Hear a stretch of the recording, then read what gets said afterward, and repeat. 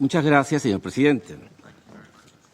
Antes de abordar el fondo de nuestra intervención, consideramos necesario realizar una precisión de carácter institucional. Observamos con preocupación que se intente presentar ante este Consejo de Seguridad como una supuesta representante de la sociedad civil a una persona cuya trayectoria pública ha estado marcada por el financiamiento sostenido de gobiernos extranjeros y corporaciones transnacionales. Aquí están las pruebas para quien quiera verlo, por años, así como por su participación en procesos de desestabilización política y promoción de rupturas institucionales en su propio país. El uso instrumental de estas figuras para legitimar narrativas de confrontación, justificar el uso de la fuerza o minimizar violaciones del derecho internacional no contribuye a los propósitos de este Consejo ni al fortalecimiento del multilateralismo. Por el contrario, erosiona la credibilidad de los debates y distorsiona la naturaleza de este órgano, llamado a preservar la paz y la seguridad internacionales. Ahora sí entro en materia. Señor presidente, el 3 de enero del 2026 constituye una fecha de profunda gravedad histórica, no solo para Venezuela, sino para el sistema internacional en su conjunto.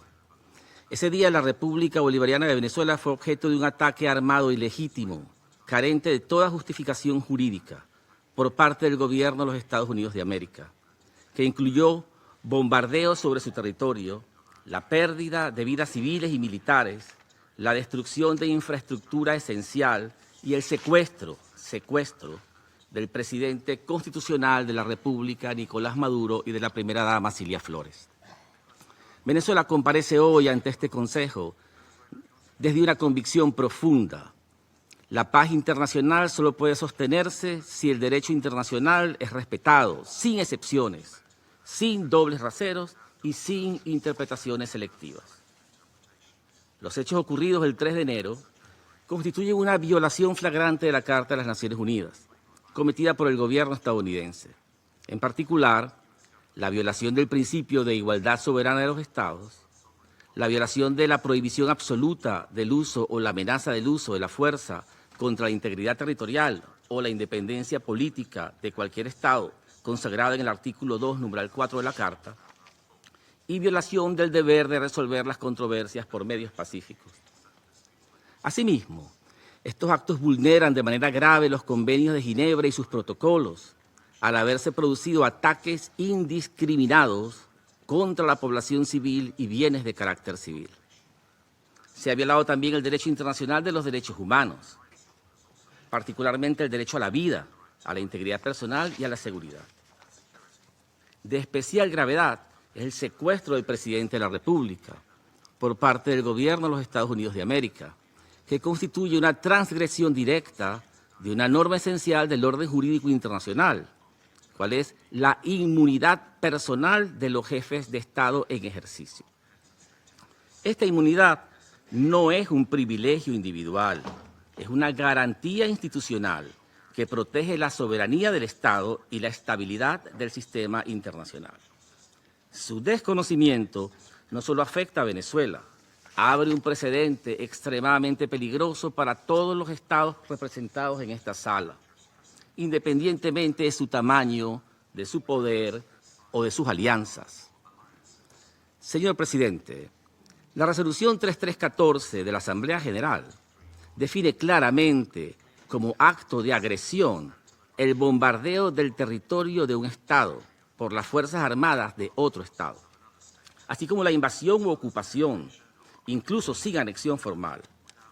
Los hechos que denunciamos encajan inequívocamente en esta definición.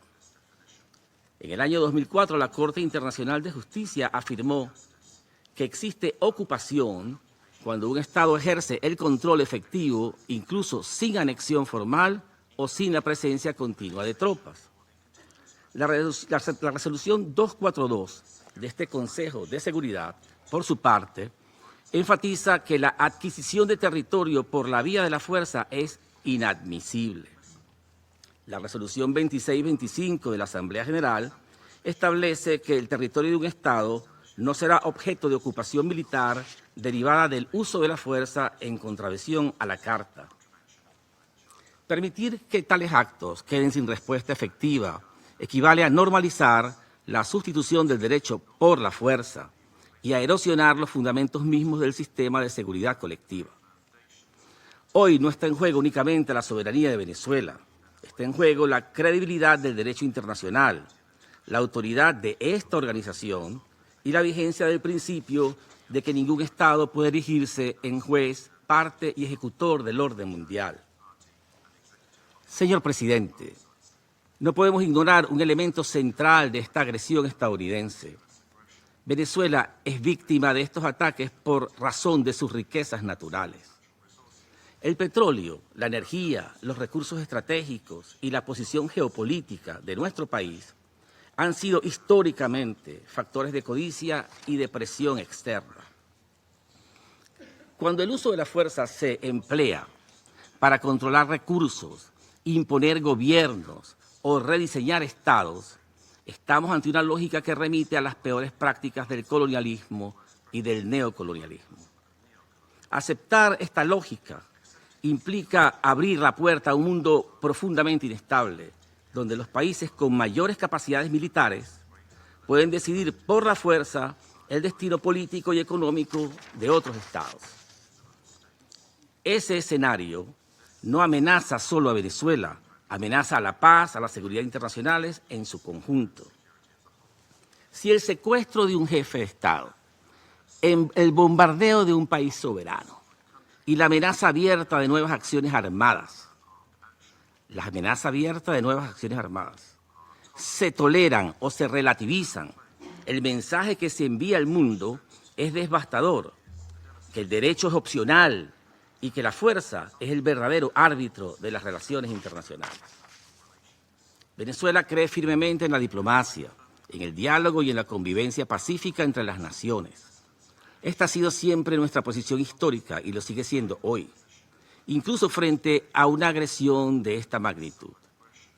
Es precisamente esa vocación de paz la que fue violentada el pasado 3 de enero. Por ello, Venezuela exhorta a este Consejo de Seguridad a asumir plenamente su responsabilidad y actuar conforme al mandato que le confiere la Carta de las Naciones Unidas. En este sentido, solicitamos, primero, que se exija al gobierno de los Estados Unidos de América el respeto pleno de las inmunidades del presidente Nicolás Maduro y de la primera dama Cilia Flores, así como su liberación inmediata y su retorno seguro a Venezuela. Segundo, que se condene de manera clara e inequívoca el uso de la fuerza contra la República Bolivariana de Venezuela. Tercero, que se reafirme el principio de no adquisición de territorio ni de recursos mediante la fuerza. Y cuarto, que se adopten medidas orientadas a la desescalada, la protección de la población civil y el restablecimiento del derecho internacional.